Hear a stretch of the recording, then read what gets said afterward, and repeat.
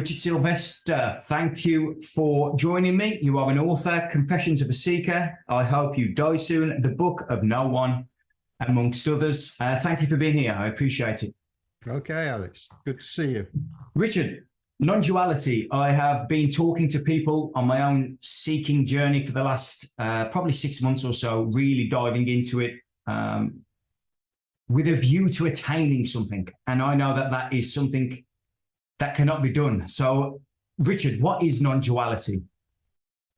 Well, the first thing I'll say is that if you're lucky, which is a ridiculous sentence, but nevertheless, if you're lucky, you might lose something. You certainly won't gain anything, but you may lose something. So the simplest answer to the question, what is non-duality?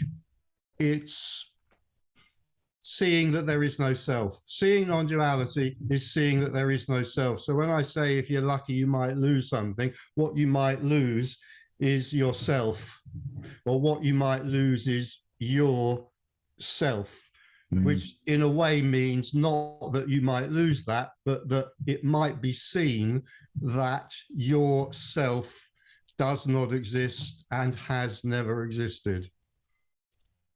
You see, as a Western, relatively young man, that's very difficult for my mind in particular to comprehend. I've studied the psychologies and the philosophies and everything else. What you're saying there, it seems like a complete antithesis of everything that I've been conditioned with. Well, can I just throw in firstly that it's not difficult to understand, it's impossible to understand. Yeah. But that no understanding is needed. And secondly, yes, you're absolutely right. This is the absolute opposite, that everything that I and you and we, pretending that there are such people, everything that we have been conditioned to understand. We've been conditioned to understand that, you know, I am an individual, a person, a self, living within a world or a universe, if you like, which is separate from me. So that's if you like, that's duality, that's separation. The duality means two things, which mean, you know, these two things are, there's the world as one thing, if you like, and there's me as a separate thing living inside or within that world. So the suggestion from here is that is, let's call it an appearance or an illusion or unreal, that in actuality, there is no separate individual as one thing living within a world, which is another thing. So there's no duality, there is simply non-duality. So what is it within the apparent human that perceives there is a separate entity there? I think that's an impossible question to answer. The nearest that I could get to it is that there's a kind of energy of contraction that seems to take place. I could suggest, I mean, this is a bit of, well, I'm going to say this is a bit of a story. Everything that we're saying is a bit of a story. So here comes another bit of a story. We could say that the newborn child is born into non-duality, is born into oneness. There's no sense of separation in the newborn child. And at a certain point in our development, it's pointless to argue about or really to even discuss when that might be. At a certain point in our development, there'll probably be a lot of air quotations during this conversation. Sorry about that. At a certain point during our development, a kind of separation seems to happen. It doesn't really happen, but it seems to happen. In other words, what seemed to be just everything being experienced becomes me experiencing everything else. So there's now two things. There's me, the experiencer, and there's the world out there full of experiences. And that just seems to be what naturally, as in usually, occurs round about the age of, who knows, 2, 3, 4, who knows. And what you're suggesting in regards to no self, I don't really know what else to call it, in regards to no self, is that something that you would think you can work towards, or is it something completely spontaneous, just a natural happening? Yeah, you see, so what I'm saying is that there is no you who can work towards anything. So there may well be the feeling for the apparent person. There may well be the feeling for the apparent person that I can absolutely work towards resolving my dilemma, my unhappiness, if you like, whatever that might be about. And in one way, that's what creates a spiritual seeker. I mean, I was a very, very sincere spiritual seeker, I would say, for probably about 30 years. Yeah, because there wasn't any recognition here that that which was seeking didn't actually exist. That recognition hadn't happened and couldn't happen. So the suggestion from here is it is quite likely that, let's say, for the character, the personality, the character of Richard, the character of Alex, there'll be a feeling of dissatisfaction. There'll be a natural desire to end that feeling of dissatisfaction, and there'll be a seeking for something that will bring about the end of that dissatisfaction. All of that is completely futile. All of that is simply part of the dream which seems to exist. In saying that it's completely futile, I'm not saying anything negative about it. It doesn't matter. I'm just pointing out that the search by my illusory self to end myself is hopeless. It's futile. And yet there may spontaneously arise the seeing that we're talking about here, the possibility of seeing that this and that are not separate. This and the computer I'm speaking into, this and the image of Alex I'm speaking to, this and everything is not, as it appears to be, separate. There's just what we're really, all we're talking about, all we're communicating about is just the possibility of that sense that there's a separate person here simply collapsing spontaneously. And the next word I'm going to say is really, really importantly, uncaused. So there is no cause and effect. So there's no cause for the collapse of the apparent person. Now, we could go on from that and we could say there is no cause and effect in any case, and then that might bring us on to other ideas. I'm sure you're already familiar with the suggestion that there's no time in which cause and effect could take place, but that's all a bit abstract and rarefied. You know, for the moment, we could just notice, yes, that where the collapse of this as a person, this is feeling itself to be separate from everything, is concerned, there's no cause and effect. So Richard, who has written the books I mentioned at the beginning, there was no writer of the books. Yes. It just happened. It just happened. We could say, if you like, something. I don't know if this is confusing or clarifying. I don't know if it helps or not. And one thing I want to say here is it absolutely just doesn't matter. You know, there's no intention here to help. There's no intention here to clarify. If that happens, it simply happens. But what I could say, either you could say, well, we could say various things. No book was ever written. There was no time in which a book could be written. We could say a book wrote itself. We could say a character, a kind of two-dimensional character called Richard, wrote a book.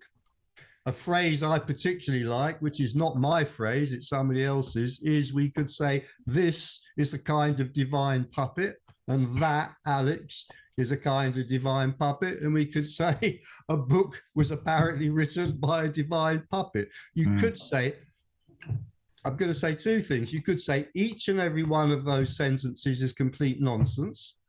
And you could equally say each and every one of those sentences is as clear a description as it's possible to give. I will stand by both of those assertions. I'm going to assert that what I have just said for the last minute and a half is both complete nonsense and also the clearest description that anyone could give. I defy any other speaker on non-duality. There are a lot of us now. I know, yeah. I defy any other speaker on non-duality to give a clearer description, or to give a description which is more complete nonsense than what I've said. I hope by now you and the possible listeners and viewers are beginning to kind of tune in to the sort of, in a way, appalling paradox of what we're talking about. And it's appalling if we see it as appalling, but in another way, maybe we may be tuning into the fact that actually this is also very light. Yeah. It could be great fun. And part of that is around the fact that, partly because of the impossibility of communicating about this, it absolutely doesn't matter what I say, what you say, what you ask me, or what my answers are. It doesn't matter. And this is why the podcast is called The Dancing Paradox, because of exactly what you're suggesting there. I've never been able to use language which seems to trip me up at every possibility to lay up what you've essentially said there. What that leads me towards, for some reason, is purpose. I know sitting here, I get up out of bed, and if I don't have something to move towards, I feel like there's no motivation. So I suppose I'm asking, from your perspective there, is there a purpose of anything, or is it just not, or there is purpose for no one? No, there's no purpose in anything. Again, there's a character here, we might say, if we want to. It's just a story. We could say there's a character or a refined puppet called Richard. You know, and Richard may have a dental. You see, here we are. One thing that maybe we'll get onto, there will be a denial here that there's any such thing as time or place, and yet the character Richard may wake up. I have a dental appointment 2 miles away in an hour.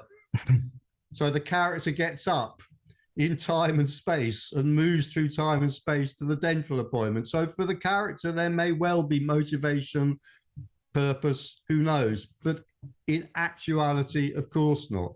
Everything is simply apparently happening.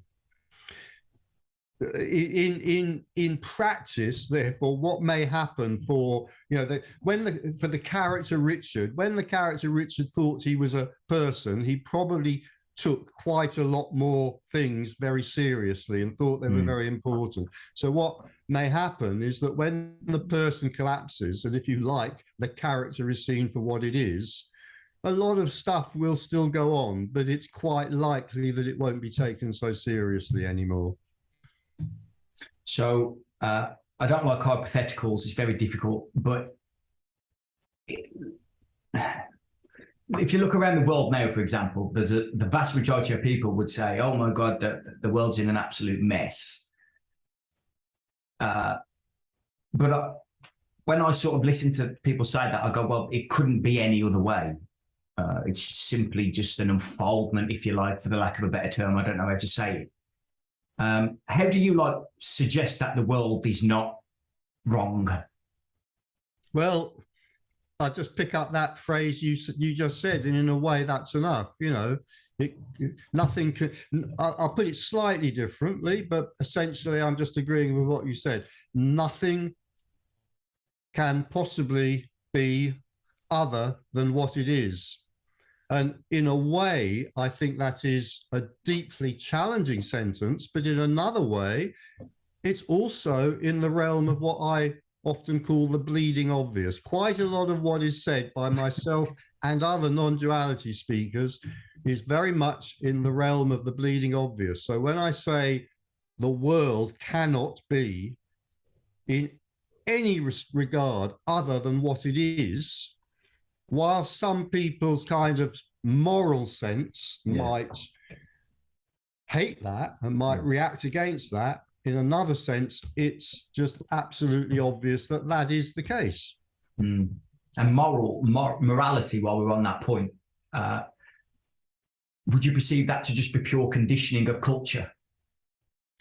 No, not at all. I think a lot of it's to do with, you see again, we're very tricky because I've already talked about the absence of time and space, and now I'm going to talk about evolution. Where can evolution happen? Well, let's leave that aside for the moment. Since you've raised morality, and I mean, in a way we could say, I mean, I'm very interested in that, and we could spend, 2 or 3 hours talking about that. And we could also say it's entirely irrelevant to what we're talking about here. But since you've raised it, I say, no, absolutely. Of course, it's not entirely to do with conditioning. To a very large extent, it's to do with our evolved psychology. You can't understand morality unless you understand at least something about evolutionary psychology, which explains why, partly explains why, the kind of fundamentals of morality tend to be the same in every culture. Yeah. But on an absolute level, it's just is what it is again. Yes, on an absolute level, what happens is what happens. Everything is what it is, and then the mind comes in and labels it good or bad, God or devil, sinful or not sinful. Exactly, yeah. And psychology, were you a psychologist or a psychiatrist, or? I certainly was not a psychiatrist. Yes, I did a postgraduate training in humanistic psychology, right, and quite a lot of training in counselling and therapy. Yeah. How do you reconcile that with non-duality? I wouldn't even. There's no need to reconcile non-duality with anything. Right. So when you're sitting with a I don't know, call it a client or a patient or whatever, and they've got all these seeming problems, apparent problems that are showing up for them. Do you come at it from a place of non-duality, or do you come at it from a place of I can help this person?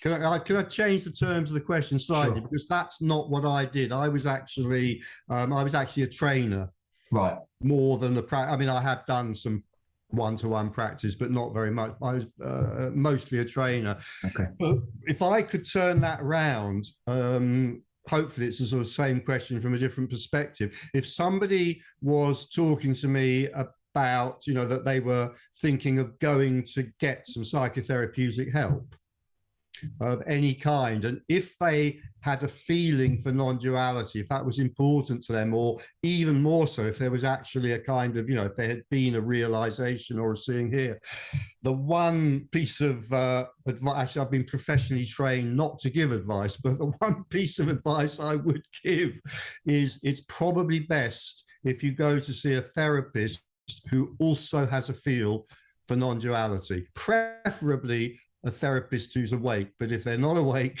at least they've got a feel for non-duality.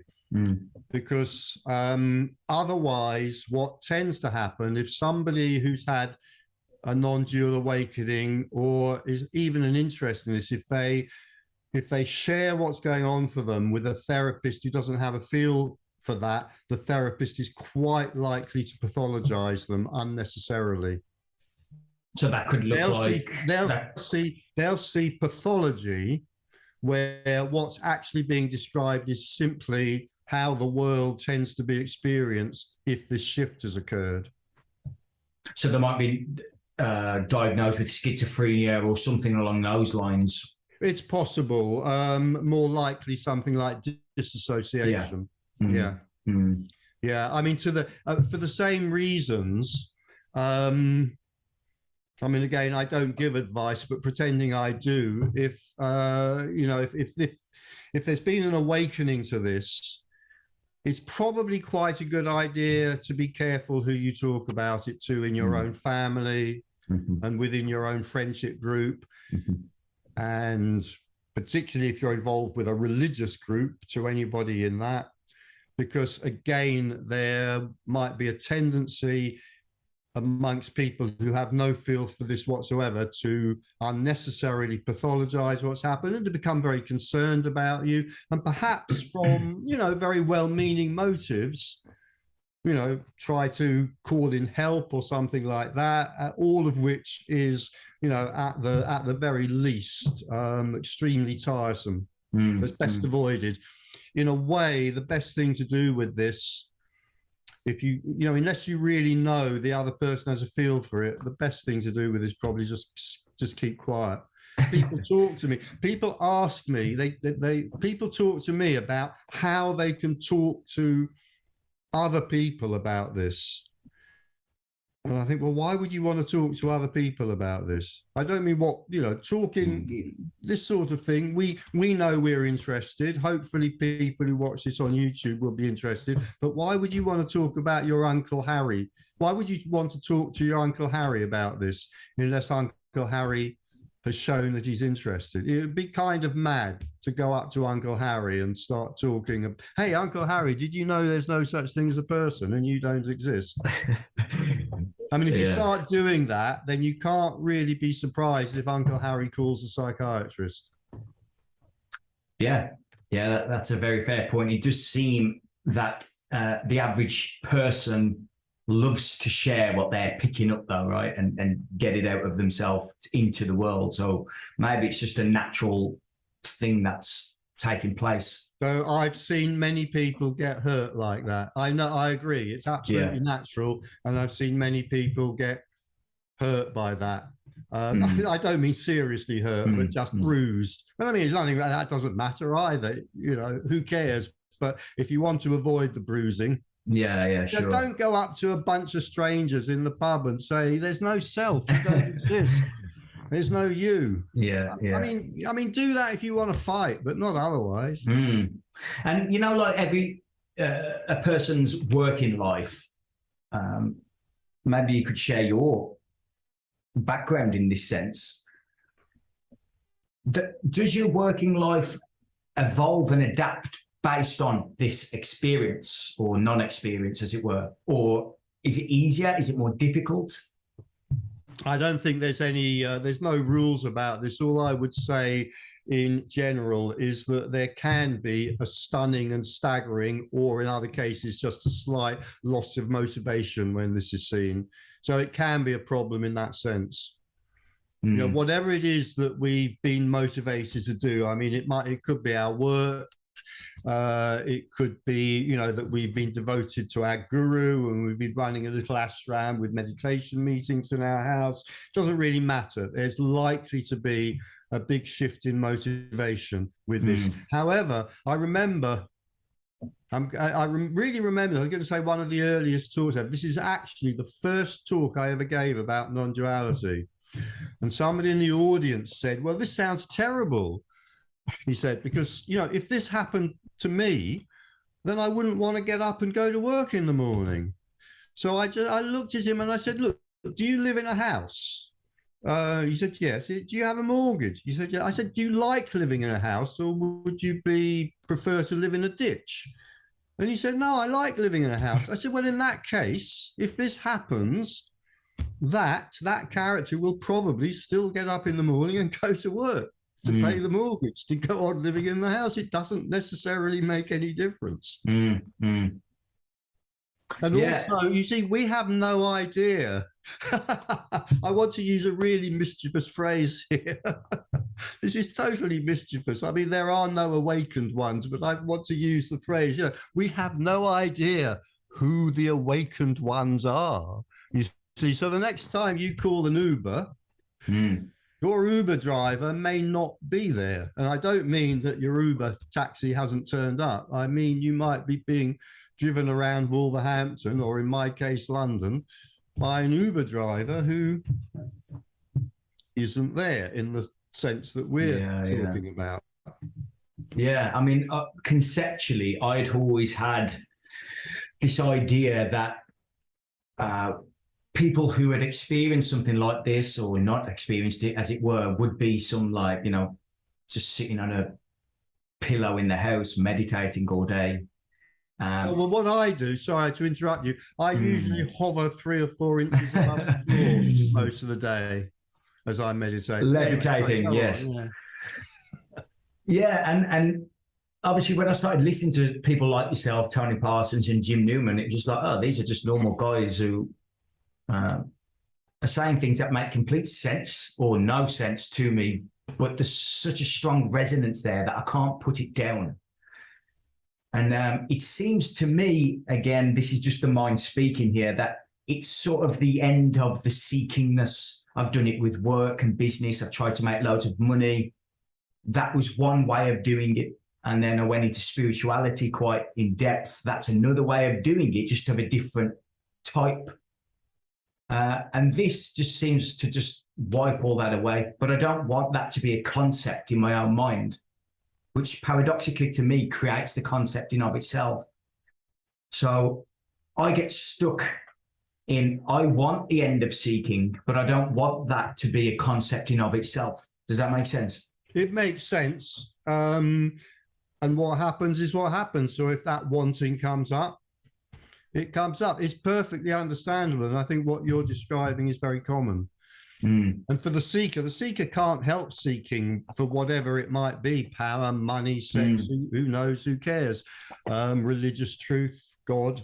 But in our cases, you know, in those of us who are cursed with the curse of an interest in non-duality, it's probably more likely to be spiritual seeking.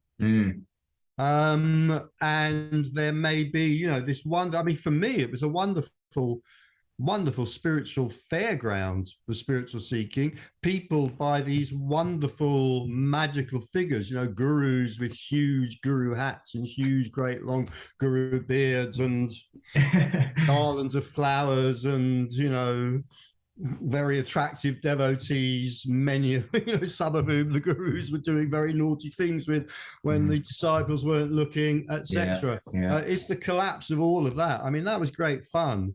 But it is the collapse of all of that, the recognition that, you know. Yeah.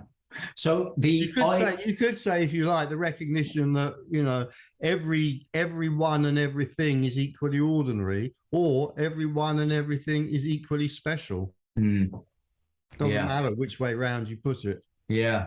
I've heard Tony Parsons call it the beloved. Yeah. And I heard you say unconditional love before, but also suggest that that doesn't come anywhere near it. Could you potentially just expand on that, please?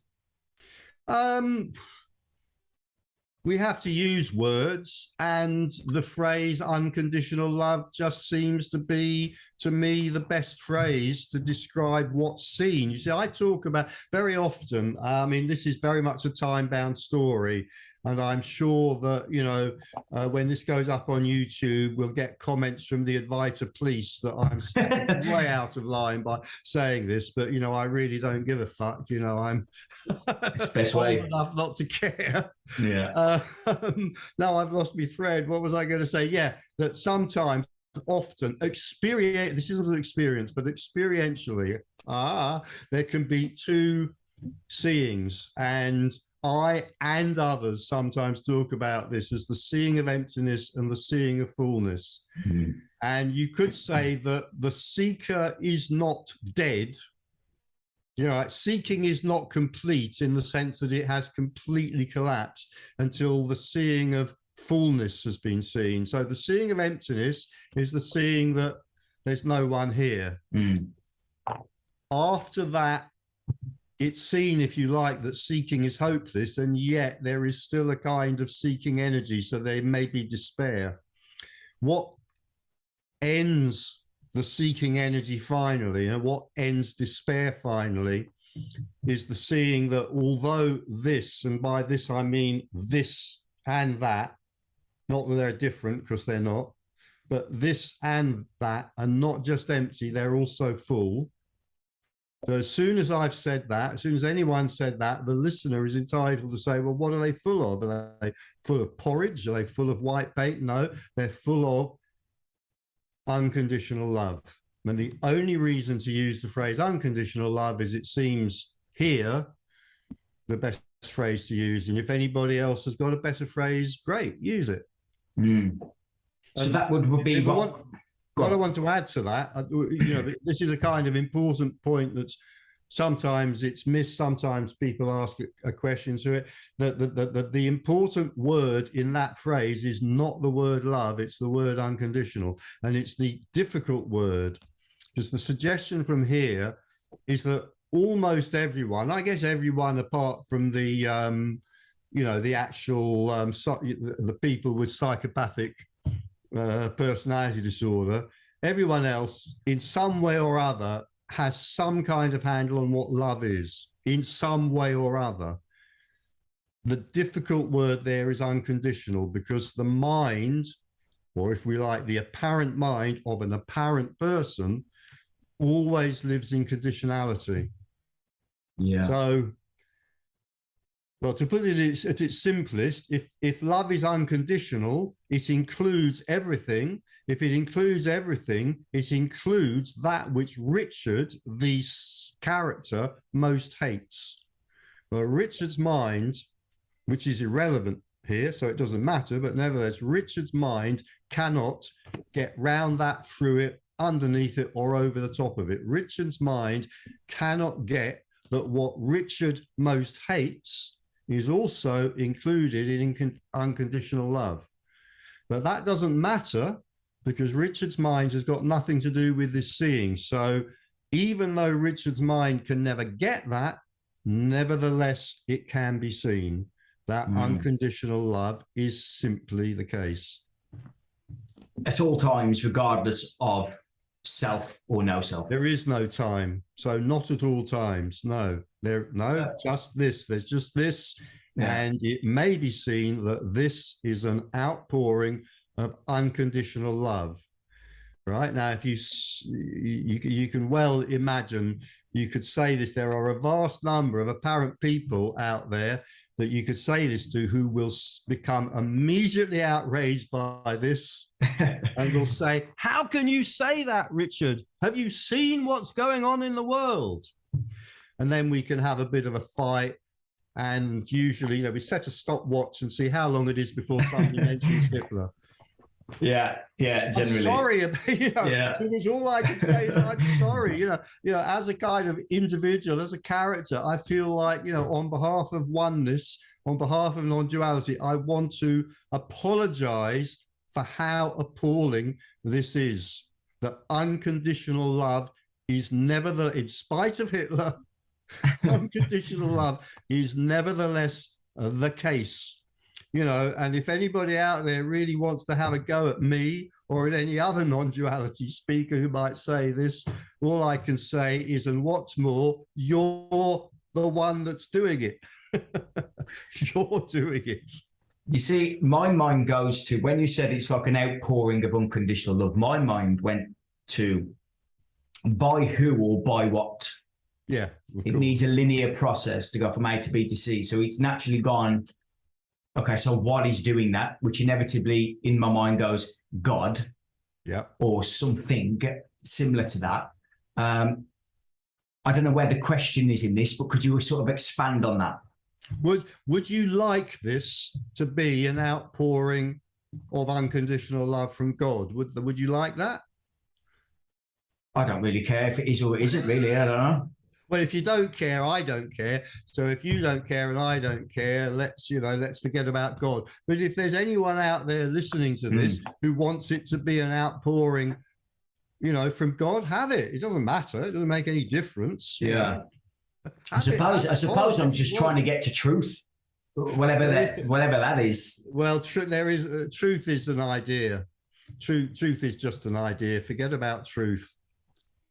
Right. Truth is just the mind, kind of scrabbling around in the swamp of reality, trying to come up with an idea that satisfies her. Forget about truth. So, there's no need to bring God into this, but if you want God, have her. If you'd like this to be an outpouring, of love, unconditional love from God, then have her. But it's just an unnecessary thought. And notice that whilst you're having God, in the story of Alex, or in the story of Richard, or in the story of Fred, who might be watching this YouTube video, while you're having God, she's only there while you're having her. So, you know, maybe you'll have God for about 30 seconds in your thought processes in the story of time. So God exists, she exists for 30 seconds, you know, and then the next thing is going to be, you know, I'd like a cup of tea now, or my ears itching, or, you know, oh, she's nice walking down the street. So, you know, whatever's arising is arising. So if God as the source of unconditional love is arising, well, that's what's happening. And then the next thing is the cat jumps on my lap. So now it's the cat that's arising. And now the cat is the source of conditional love. Because the cat only loves me as long as I feed her. Yeah. And you inevitably piss off a lot of religious type of people. Yes. A lot of the Eastern traditions in particular talk about reincarnation a lot. Yes. I'm going to suppose, correct me if I'm wrong here, that you perceive that to be complete nonsense because there's nothing to reincarnate. No, I'd say that we've just leapt fairly and squarely and very obviously into the realm of the unknowable.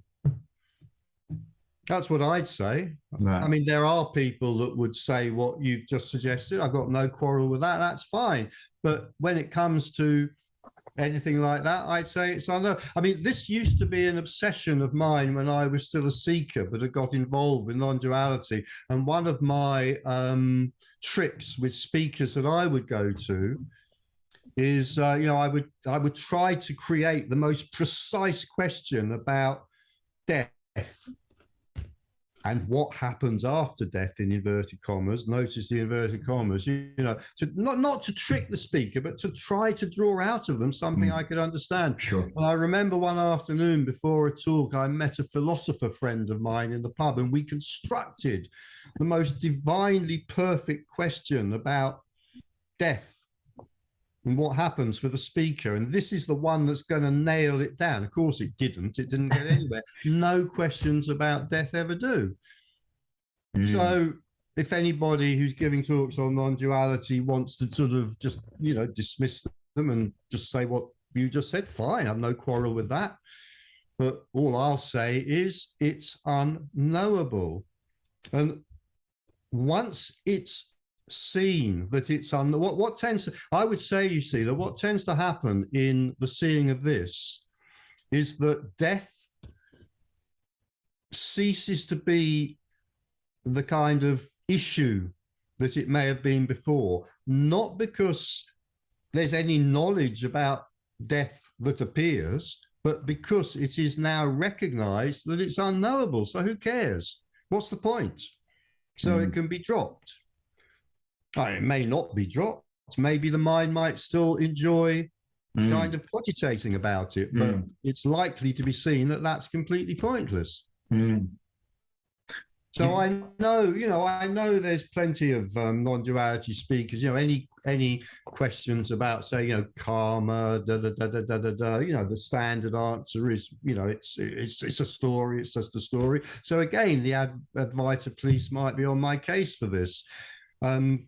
But I think what is absolutely clear is it's unknowable. Yeah.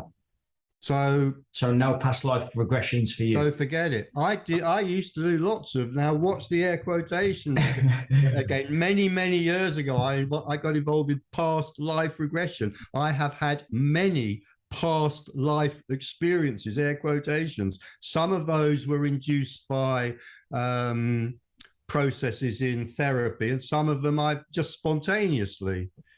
But notice the air quotations. Who knows? You know, their thoughts, their images. They're what? Who knows? Who cares? I always question why everyone ends up like King Henry VIII or something. They no don't, one's, you know. No one's just John from down the street. No, they are. You know, this is a misconception. Actually, funny enough, I had a conversation with another non-duality speaker about this, and they said exactly the same thing. How come that everybody's, They're Cleopatra, they're never the Cleopatra. Actually, if you know anything about the experiences of past life regression, that is absolutely not true. Right. Usually, past life regressions are extremely, in terms of the status of the person, are extremely dull and boring. Right. Yeah, I've only ever seen the things on YouTube, and I'm seeing people talk about that there's some wonderful philosopher, and I'm just thinking, come on.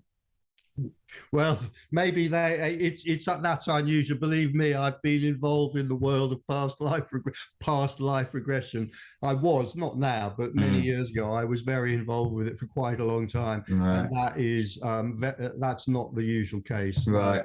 Usually, Please forgive me, past lifers. It's usually, some vision of some miserable foot soldier being hacked to death on the fields at Waterloo or something like that. It's very unlikely to be Napoleon. It's much more likely to be some miserable, choleric, dying foot soldier. Richard, let's talk about suffering, if you would. Oh God, do we have to? No, we don't have to, but we're going to anyway. Try, but we won't get anywhere with it. On, suffering. Do you think the root of suffering is purely from the sense of separation? That's it. No, absolutely not. A toothache is a toothache. A toothache is toothache. But you don't have to suffer from this toothache. Well, you don't have to. We could get very philosophical here about what that word suffering means. So I'm just sort of, for the moment, maybe we'll do that. Maybe we'll drill down into this in some depth. But at the moment, I'm just going to be very naive and simplistic about it. Toothache is toothache. It doesn't make any difference whether this has been seen through or not. So we could say, okay, if we want to drill down into that a little further, there are certain kinds of suffering which are less likely to arise when this is seen. So toothache is not one of those. Yeah. So psychological suffering then, or spiritual suffering, do you suggest that that tends to happen? I'm tempted to say there is a very, very high chance that when this is seen, spiritual suffering ends. Now, if we wanted to go into that a lot more, we probably don't. We'd need to really then sort of say, well, what exactly do we mean by spiritual suffering? But for the moment, let's just leave it at that. I would say that spiritual suffering, there's an extremely high chance that that will end when this is seen. Emotional pain, feelings, and so forth. It depends what you mean by suffering and pain. You see, I would say, I mean, one of the things I talk about sometimes is, that there are certain what we could call basic core feelings and emotions which are entirely natural, and these fortunately do include joy and love, but they also include fear, anger, and sorrow. Fear, anger, and sorrow, natural feelings, they're just as, I don't know about just as likely, but, just as, the Zen thing says, before liberation, carry water. Carry water, after liberation, carry water. You could say before liberation, anger, sadness, after liberation, anger, sadness. There's at least one, I think a Zen master, I'm not absolutely sure, but anyway, there's at least one Buddhist master who said, even in the greatest yogi, joy and sorrow still arise. And there's another one that said that no one knows sorrow more than a Zen master. So the idea that somehow we can banish these very, very natural phenomena of feelings is it's a bit infantile, really. But what I would say is that there is a kind of neurotic suffering. So there's a lot of feelings that could be called neurotic. For example, embarrassment, irritability, anxiety rather than fear, irritability rather than anger. for example, and that neurotic feelings, because they come more from the person and from the personal story, are likely either to die or to very much diminish when this is seen, when the person's seen through. Right. The other thing that tends to happen, suffering is often maintained by the story in the head that I am telling. And the more neurosis there is in me, the more suffering will be maintained in that way. You know, the nagging neurotic story that can go on for minutes, hours, days, weeks, months, even years, even decades. There's a high likelihood that that kind of neurotic suffering will collapse or diminish or perhaps collapse completely when this is seen, because the story in the head is much more likely to be seen through rather than to be taken seriously. But natural feelings, as I've said, anger, sadness, fear, as well as joy, happiness, love, why should they not continue to arise? Of course they will. Yeah. Are you aware of U.G. Krishnamurti? Oh, yes. Yeah. He wrote, well, he did, I don't think he wrote the book, but someone wrote a book called Mind is Myth. Okay. And he suggests that there is no mind in soul. Of course. And essentially psychology is a completely flawed concept because you're studying something that's not there. It's a big leap from the first to the second. So let's deal with that first. Of course, there's no such thing as a mind. There is simply an ever-changing flow of impressions, which may create one of those impressions may be that there's a mind. You know, in other words, there's just this dynamic flow and change, but it might create the impression that there's something solid called a mind. So that's the first thing. Totally agree with that. Then to jump from that to then saying airily, well, therefore, of course, psychology is all crap. It's a great line. It's a great line for, you know, a spiritual teacher or a non-duality teacher that wants to shock people, slap them around the face, quick then slap around the face. I love it, but it's also nonsense, you know, that just as a, you know, I mean, we could say, you know, we could say there's no such, you know, there's only this, there are no separate objects, so there's no such thing as a spanner. Well, you try and repair your fucking car engine, spanner, see how far you get. A spanner is fucking useful when it comes to repairing your car, and psychology is occasionally useful when it comes to repairing, in inverted commas, a mind. Well, not repairing it, just understanding it. You see, I've already said, you know, I mean, if you want to understand human behavior and the mind, you have no chance, I would say, no chance at all, unless you understand something about evolutionary psychology. Obviously, not everybody's going to agree with that, of course, but that's, you know, that's my stance. So now you come in and say, well, that's nonsense because there's no such thing as a mind. I agree with you. There's no such thing as evolution. I agree with you. There's no such thing as time in which evolution could take place. I agree with you. Now let's go back to what I first said. Nevertheless, you want to understand the shit that goes down in the minds of the people that drive you mad.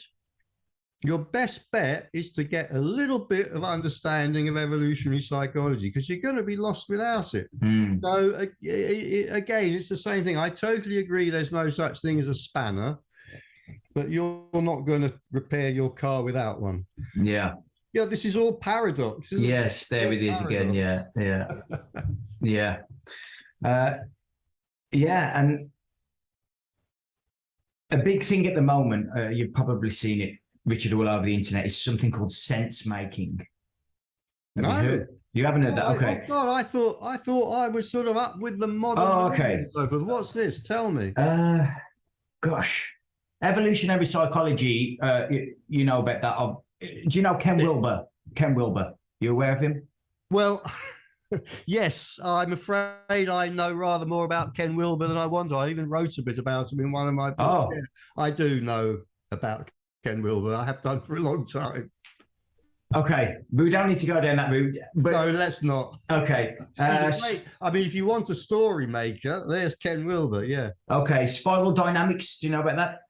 Say again? Spiral dynamics. Yes, I've come across the term, and I for the life of me, I don't know what it is. But okay, the only reason I bring them up, because sense making is what spiral dynamics will consider tier 2. So essentially, it jumps from tier 1, which is nobody really understands one another, to tier 2, where it's more of a holistic, complex view where we begin to understand everybody else's psychology and blah, blah, blah. So sense making is a big thing at the moment. Very, very smart, intellectual people talking about it. Does it come from Ken Wilber?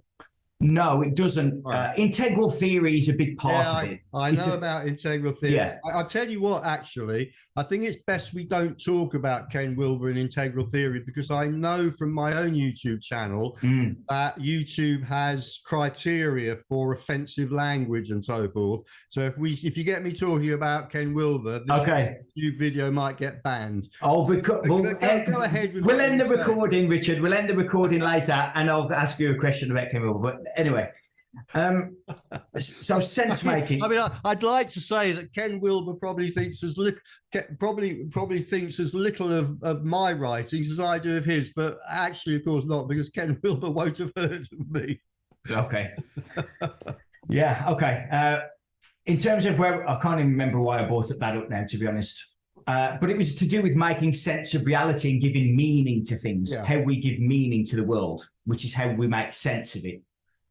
And I'm in this paradox, as you've mentioned there, with regards to the spanner. I'm going, the meaning that we are giving to things is a complete illusion. It's not there. It's not real. However, I can completely see how when we don't have a sense of meaning as an individual, we can get lost in an ocean of philosophy and all these other things. And it can, from my experience of working with other people, lead them into a psychological breakdown / breakthrough. Can I interrupt and say something really important here, sure. Right? There is a universe of difference between a person who doesn't have a sense of meaning, which often is a very, very sad individual, yeah, and an individual who can be in extreme difficulties. There's a huge difference. There's a universe of difference between a person who doesn't have a sense of meaning and I'm looking for a word here because I can't say a person or an individual, and the case where meaning has been seen through because the person has collapsed. Not only are they not the same, they're almost opposites. Yeah. So you in the seeing of this, meaning collapses, and that is glorious and freeing, or it may be glorious and freeing. That has nothing to do with a person, in other words, a psychophysical system where there is the belief in separation and the experience of separation, who's kind of lost because there's no sense of meaning. They're not the same. There's a gulf between them. Yeah, that makes sense. So meaninglessness for the person who lacks meaning and is depressed is completely different to the meaninglessness of somebody who has the self has dropped away. Someone who has seen that this is gloriously meaningless. I am the originator of, it's in my first book, I think, but I'm the originator of the great mantra, helpless, hopeless, and meaningless. And I've told this story many a times, but that mantra actually popped into my head. Maybe God, maybe she put it in my head, who knows? Actually, when I was in a meeting at Nathan Gill many years ago at the Study Society in London, and I just spontaneously blurted it out. And then in the tea break, a friend of mine who was in the meeting came up to me and put his hand on my shoulder and said, "Richard, that was the most depressing thing I have ever heard anyone say." And I kind of immediately started to apologize to them. And they said, no, it was wonderful. Okay, that's a bit of a paradox. And yeah, it's not that much of a paradox. It shouldn't be difficult in a conversation like this to see how to say that everything is meaningless, hopeless. We are helpless. It is hopeless.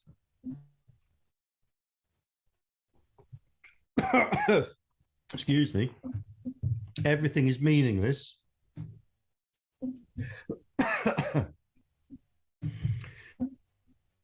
For a conversation like this, it should be obvious why that is not as doer as it sounds. Mm. Yeah. Yeah, I've had this discussion numerous times, as you say, down the pub over a beer. It's never really worked out too well. The idea of free will is obviously a big conversation in this arena, the non-duality arena.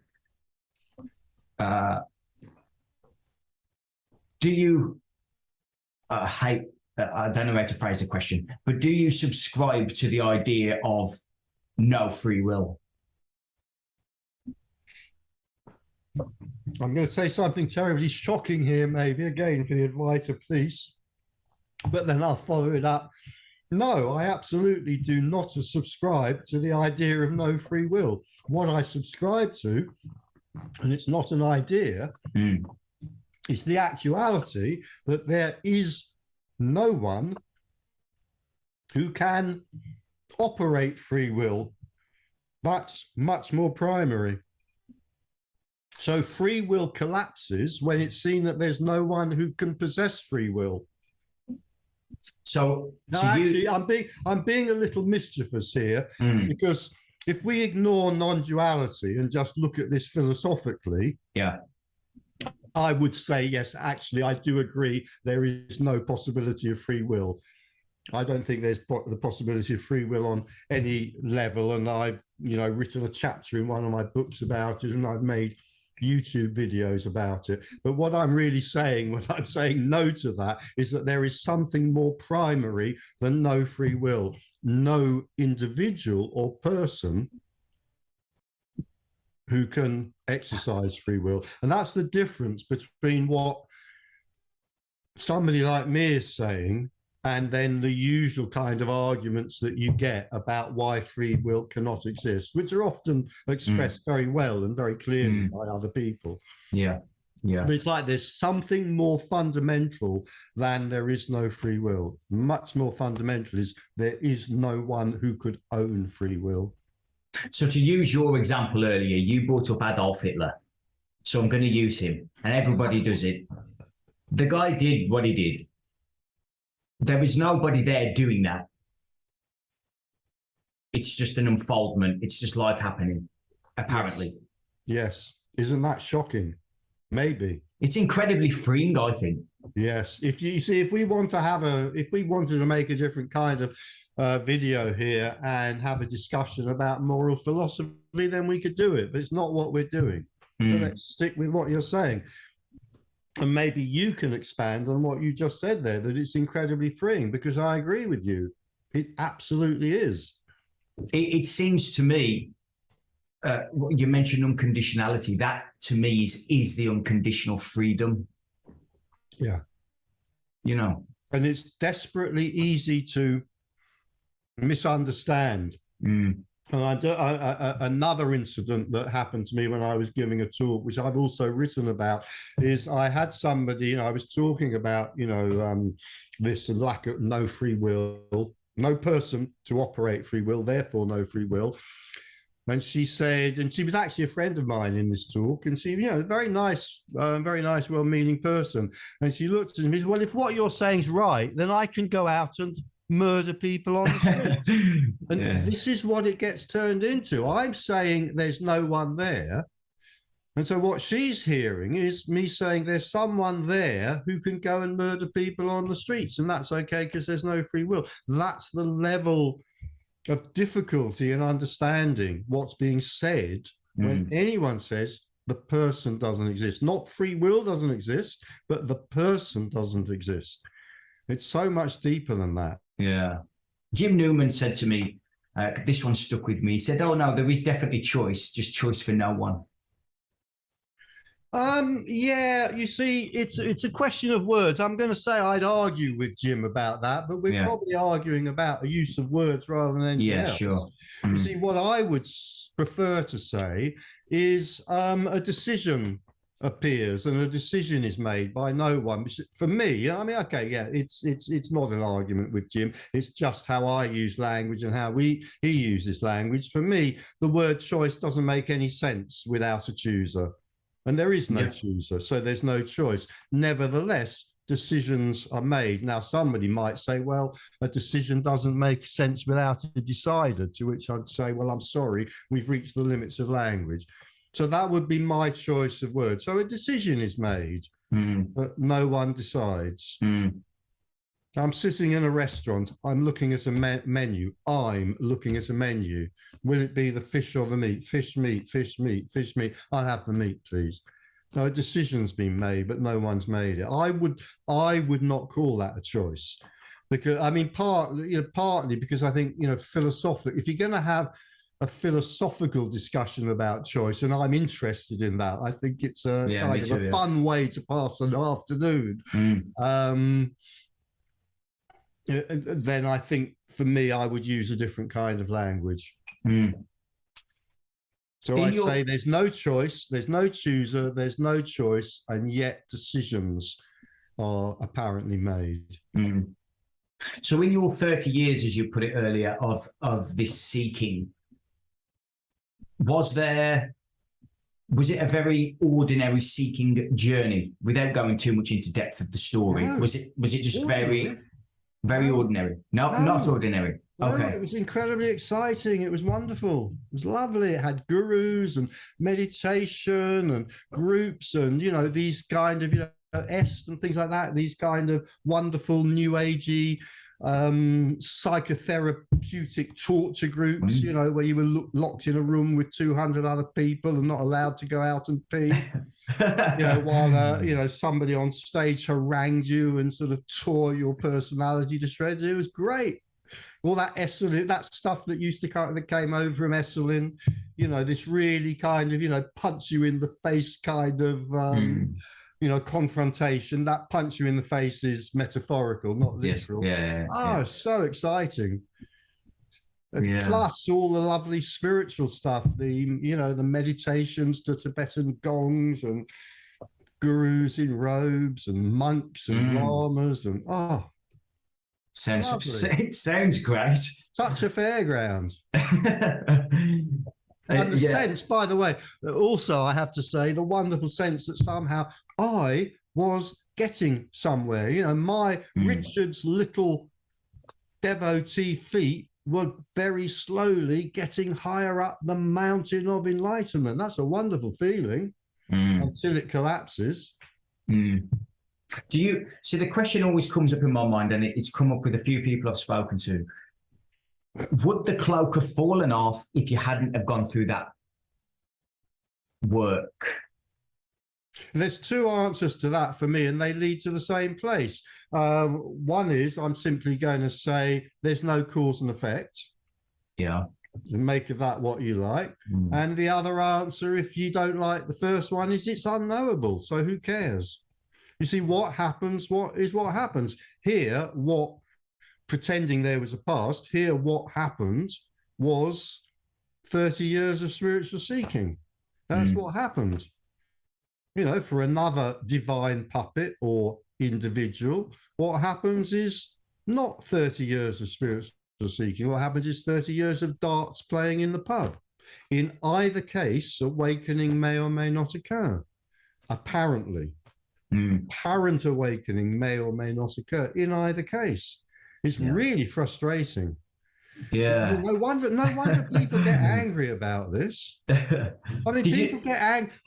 get angry about, the transubstantiation of, the blood of Jesus in Holy Communion, whether that's symbolic or real. Think how much angrier they're going to get about the suggestion that there's no person. Richard, I've loved speaking to you. Good personality, paradoxically enough. Good humour. Yeah, thank you for coming on. I appreciate it, and other listeners will enjoy it. So, where can people check you out? Are you on YouTube? Best way is go to my YouTube channel. I've been very inactive for some time, but now I've become much more active. So at the moment, there's usually a probably a couple of new videos going up about every week. Oh, cool. And I'm producing, I just mentioned this, I'm producing a series of videos called What is Non-Duality? And each one is quite short. It just takes one particular aspect of the topic or subject. Some of them are as short as 3 minutes, some of them as long as 20 minutes. And I think we're now up to episode 20. And one of those goes up roughly once a week. So, yeah, check that out if you want. There's a website also. Okay. Yeah. Yeah, I'll put the links below. Richard, thank you for joining me. I've enjoyed it, Alex. Thank you very much for giving me your time. Thank you. Bye-bye. Bye-bye.